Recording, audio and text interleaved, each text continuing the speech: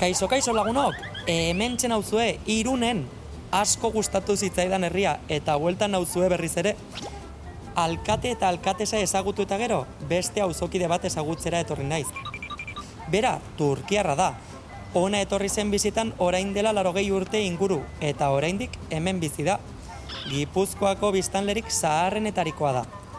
Irungo kultura, folklore eta ohiturak pila bat gustatzen zaizkio. Bera, musikarekin liluratuta dago, eta gaiten soinuarekin zoratu egiten da. Gaitak entzun eta jira eta bira hasten da. Azezorabioa, espero berak nik baino hobe egitea, bestenaz...